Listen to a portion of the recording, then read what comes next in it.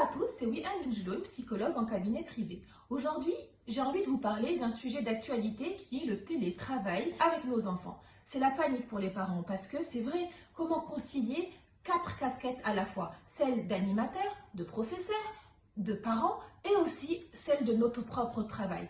C'est compliqué, mais d'abord, ne nous mettons pas la pression.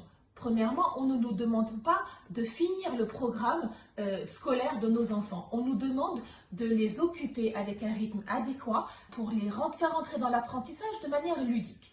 Ensuite, en ce qui concerne votre travail, ne nous mettons pas la pression. Nous ne sommes pas au travail et on ne peut pas travailler comme si on y était. Donc, revoyez vos objectifs à la baisse.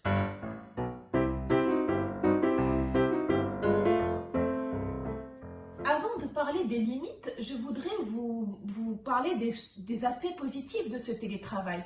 Parce qu'il y en a, nos enfants vont apprendre à respecter le travail de leurs parents, vont apprendre à connaître le travail de leurs parents, ils vont apprendre à être patients, tolérants, ils vont passer plus de temps avec nous et nous avec eux.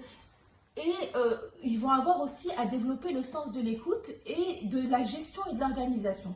C'est de très bonnes choses. C'est idéaliste, me diriez-vous. Oui et non, parce qu'il y a quand même des solutions pour qu'on y arrive. C'est vrai qu'il y a des limites. La première limite, c'est qu'on risque de se mettre en colère contre nos enfants. Et vous avez vu des vidéos sur Internet où on les ligote, etc. On ne va pas arriver à ça. Mais pour éviter la colère, on va essayer de trouver des astuces.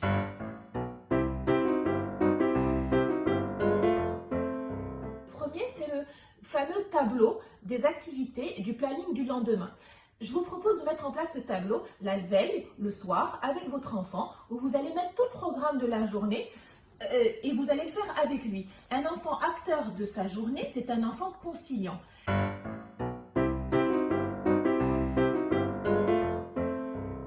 Le deuxième conseil, c'est par rapport à votre travail et laisser des tâches compliquées au moment où eux dorment le soir, par exemple.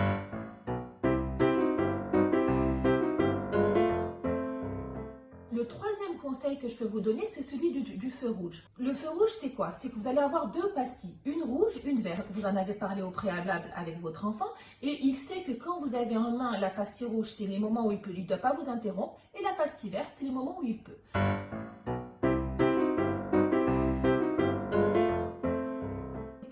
De vidéoconférence. Vous allez mettre au préalable là aussi avec votre enfant un espace dédié à cela où il y a un grand sens interdit pour que symboliquement, de manière visuelle et ludique, il comprenne que c'est un espace où il ne peut pas vous interrompre.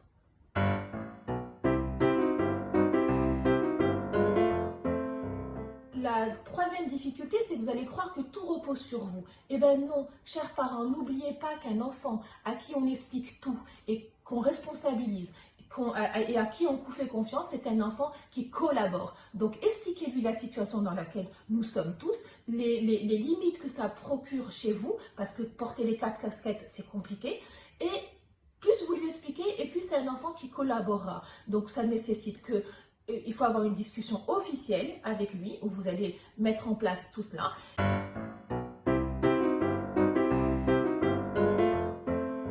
Ça nécessite aussi de lui dire que vous allez porter ces 4 casquettes. Et d'ailleurs, je vous propose une chose. Réellement, porter ces 4 casquettes avec les 4 couleurs différentes.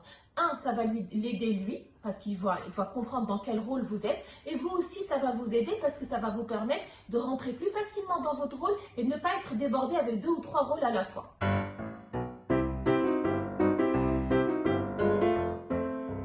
N'oubliez pas une chose, c'est que si vous vous mettez en colère, etc., c'est parce que vous vous sentez frustré, parce que vous n'avez pas des vrais moments de qualité avec vos enfants. Alors justement, je vous propose d'en avoir des vrais.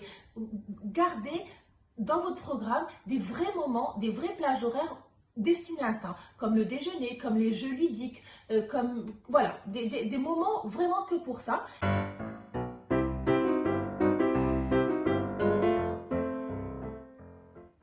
Et une dernière limite justement au télétravail, c'est qu'on risque de vouloir abandonner et d'abandonner nos objectifs qu'on a mis en place avec nos enfants. Et comment? Oui, on va utiliser le plan B. Et c'est quoi? C'est la télé, les jeux, etc. Ne vous leurrez pas, on en a besoin, ce seront nos alliés. Juste choisissez les bons programmes et ne dépassez pas les 2 heures par jour.